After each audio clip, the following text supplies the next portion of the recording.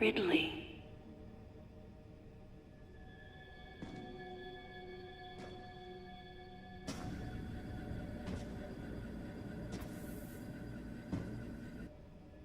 What could have happened?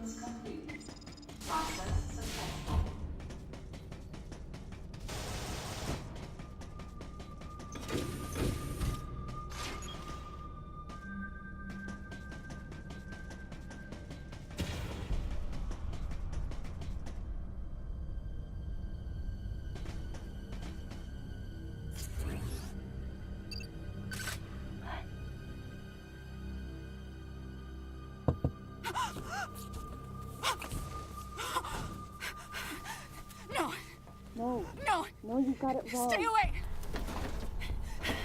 Stay away! You have to calm down.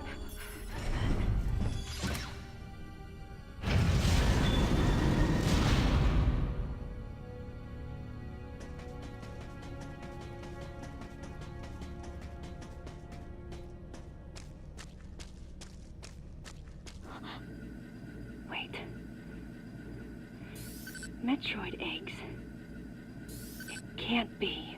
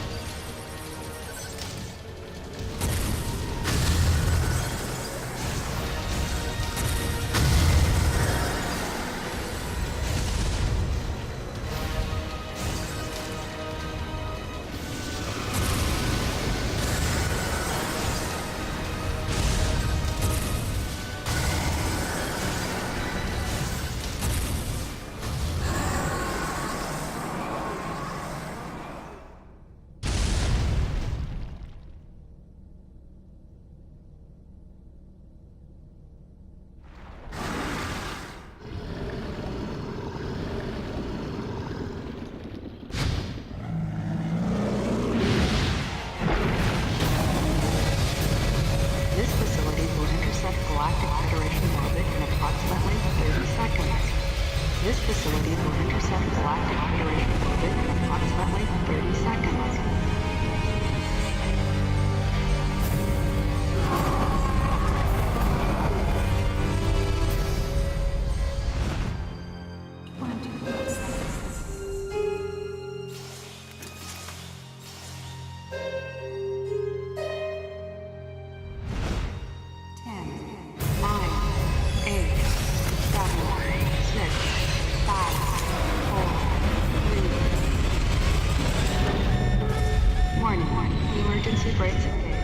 Brace for impact. Warning. Emergency brakes engaged. Brace for impact.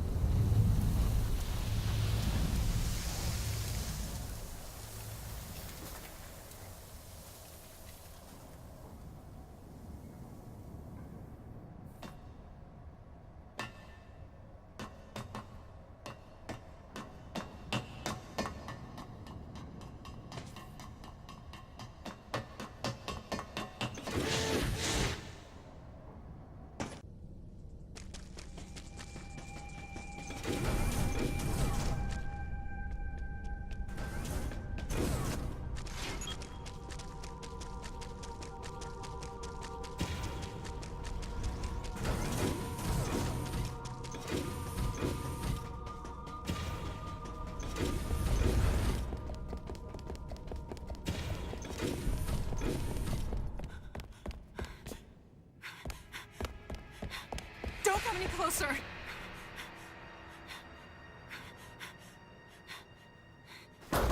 Don't come any closer!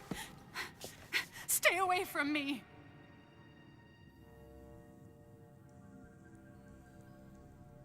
Easy. I won't come any closer until you say so. My name is Samus. I'm an independent bounty hunter. I know the situation here, and I know how you must feel. I'm here to secure your safety.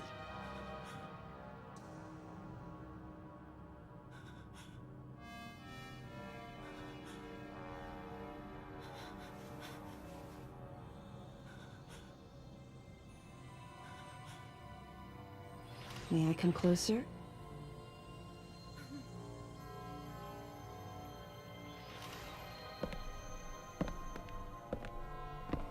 What's your role at this facility? I'm responsible for all operations. My name is Madeline Bergman. Wait a minute. I met another woman who called herself Madeline Bergman. What's going on here? What you met was MB. She's an android. She was created with the intellectual data of Mother Brain and consequently developed Mother Brain's consciousness as well. What? The Federation's foolish plan. Mother Brain's rampage. Everything that happened here was just as Madeline, or rather MB, had told me. The person who sabotaged the system to stop MB's rampage and sent out the distress call had to be the person standing before me. It had to be Madeline Bergman. MB was the artificial intelligence originally developed to regenerate and control space pirate special forces. Because we wanted it to control these special forces through telepathy, we were forced to model its infrastructure after Mother Brain. At that time, MB didn't have a human form. Before long, we started to see the viability of creating Metroid clones. Once we did, MB started to take on her current shape. But why? Because we needed the first Metroid hatchling to recognize MB as its mother. She had to take on the form of a living thing. With that as our theoretical basis, we were able to create the ideal relationship with the Metroid. One that wasn't based on dominance or control. I remember the baby hatching before my eyes. When it attacked Mother Brain in order to save me, that was the result of the kind of ideal relationship they were trying to develop with MB. They found the perfect means of control and started propagating Metroids in Sector 0. At the same time, they were conducting genetic manipulation experiments to create unfreezable Metroids. Apparently, the queen I met earlier was the first of these propagated Metroids to mature. They wanted to preserve her as a control specimen, so they had left her genes unaltered. The fact that she'd grow into a queen was something not even Madeline and her team could have predicted. Only special infants had the genetic coding to become queens. Once our MB was in a human form, she excelled. As an interface between us and them, her skills with personal interaction humanized her to a great extent. If my theory is correct, this is going to be a groundbreaking multi-system for artificial intelligence. Her confidence was unwavering, and her ability to learn was greater than we'd expected. But then she developed emotions, then a nascent sense of herself. She began asserting her own thoughts, and her opinions began to contradict ours. It's quite typical for artificial intelligence to evolve as a result of self-analysis. However, there's no precedent for an AI like MB developing emotions. It's possible that her interactions with the Metroids brought it about, but we don't know for sure. The newly hatched infant took to her like his mother. And perhaps at that moment, MB began to develop a soul. It was all conjecture, but the idea wouldn't leave my mind. And that was when we decided to alter her AI program. A human-like existence, but one without feelings. To make MB less than human, the researchers had to deny her that consciousness. I knew this, but in my heart, I felt sympathy for MB.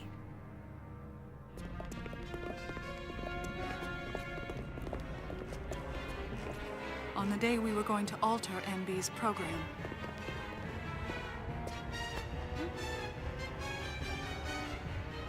right before my eyes, I watched her being restrained. Stop! What are you doing to her? These orders are from above. Take her away. Wait! She reached out to me and asked me for help, but there was nothing I could do. What's happening? My presence that day caused a disturbing reaction in her.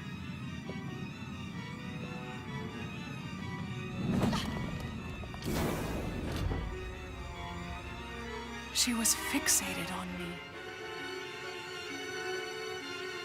Madeline had taken to calling MB Melissa.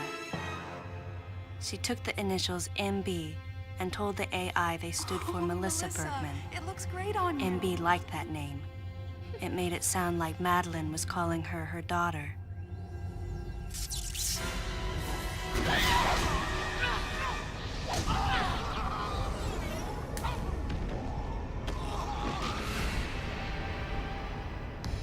Once she felt abandoned and hunted by that same Madeline, MB telepathically commanded the special forces to revolt. The facility fell into complete chaos and suffered widespread damage.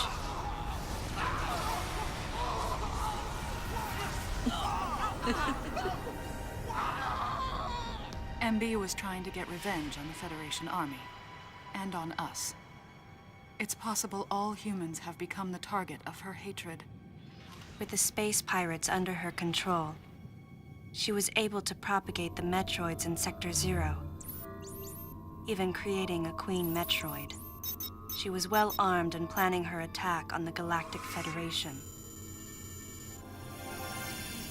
But Adam and I crushed her plan completely. And now, who could guess where she was and what she planned next? She's backed into a corner. And her hatred is entirely focused on you and me right now. MB!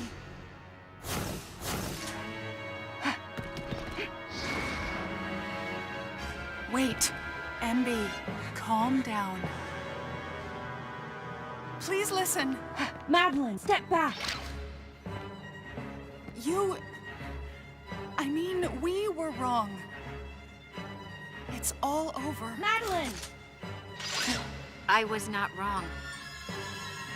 The humans were foolish, and I was forced to bring judgment on them. And yet, because of you, I failed. You must understand the weight of your crime.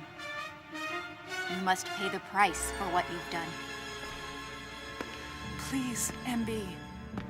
We have to get past this. No. You will all be judged. It's okay now. I won't ever fail you again. I promise. I'm so sorry. Melissa. Oh, Melissa, it looks great on you. That's your name.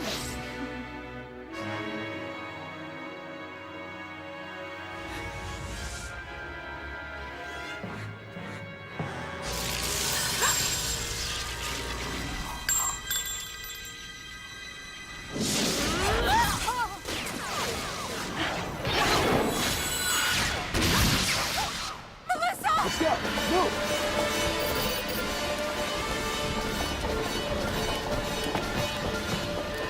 Go move!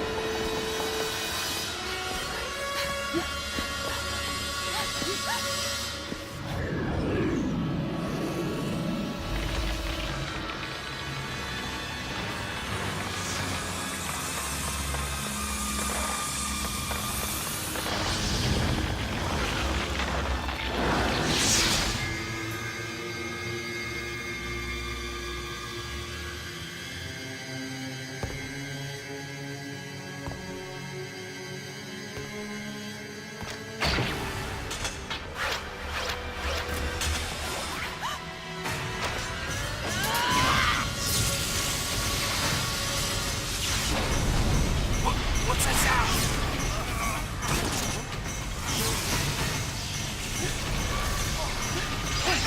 There! Over there!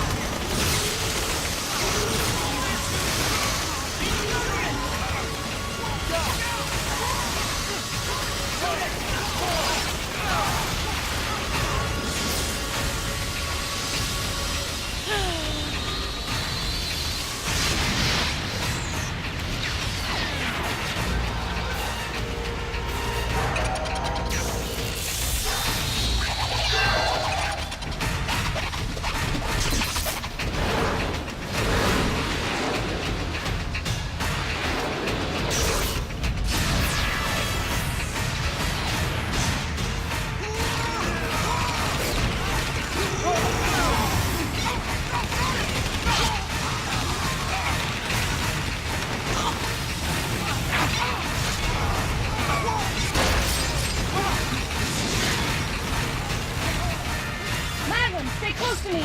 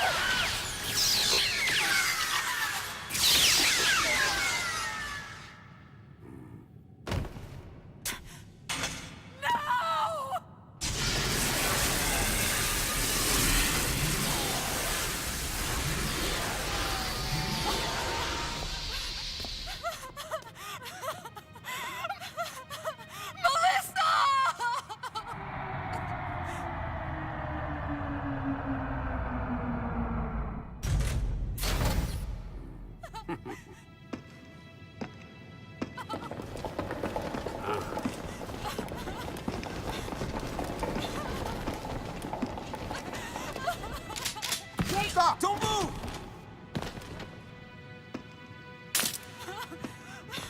Melissa! Hey, are you okay?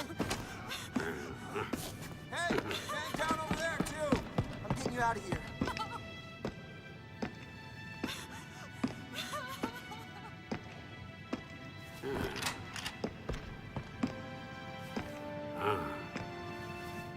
So, Miss Aaron, I heard what happened.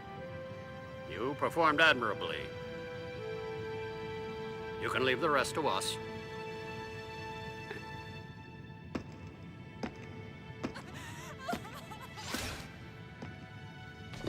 Come on, get up now. Madeline! Wait, Aaron.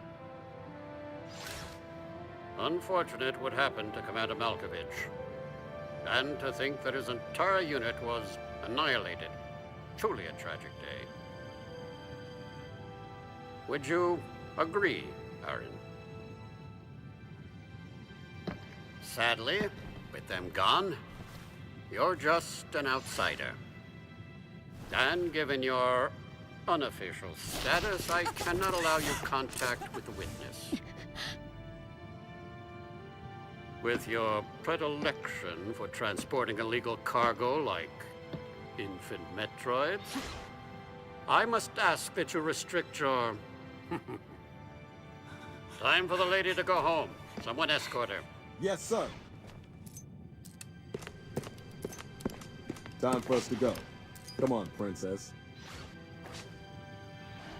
What? Stop right there. Who are you? Anthony Hicks, sir. Galactic Federation Platoon 7. I need to secure the safety of any survivors, Commander Malkovich's orders, and the purpose of this mission. What? Authorized by the chairman of the Galactic Federation. Of course. What do you mean, the chairman? But man, you guys made it here quick. I mean, if I hadn't stopped the engines, we might have missed each other.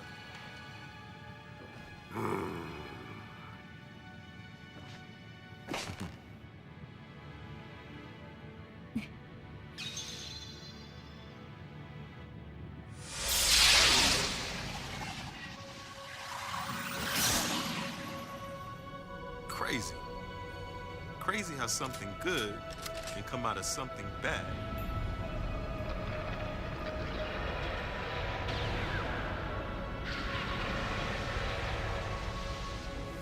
Whoa. Didn't mean to wake her. Guess I ought to be quiet. Anthony was trying to be courteous to Madeline.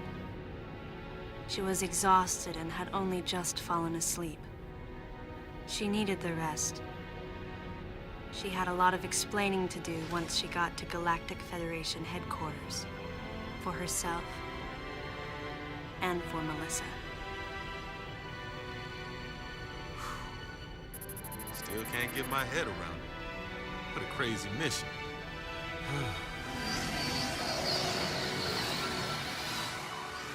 Anthony sighed as he muttered to himself.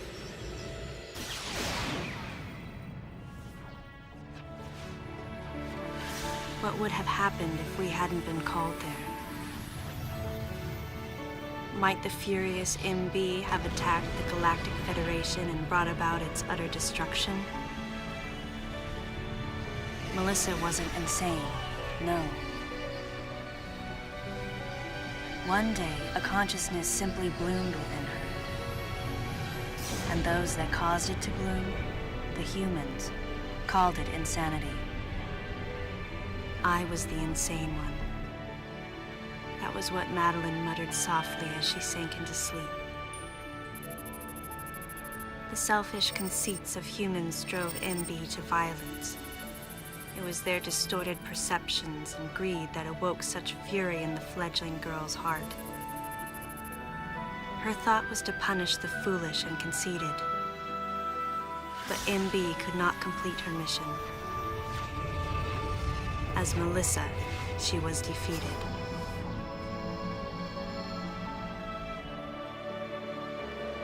With With their one vulnerability overcome, the Metroids were indestructible. If some fool just following orders had taken the savage creatures to those who sought them, I can't imagine what would have happened if Adam hadn't recognized the looming danger. But the cost was far too great. Why did Adam have to pay with his life? For me, I couldn't believe he was dead. For the first time, I questioned his choice.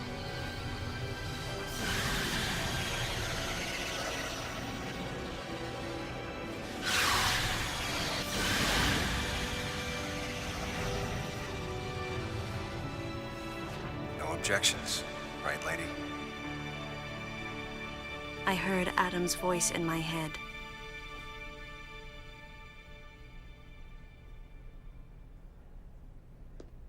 And I knew in my heart that he had made the right decision. Just as he had so many years ago. In that moment, I swore not to grieve his death. And for the first time, I gave him a thumbs up. Just in case he was watching over me.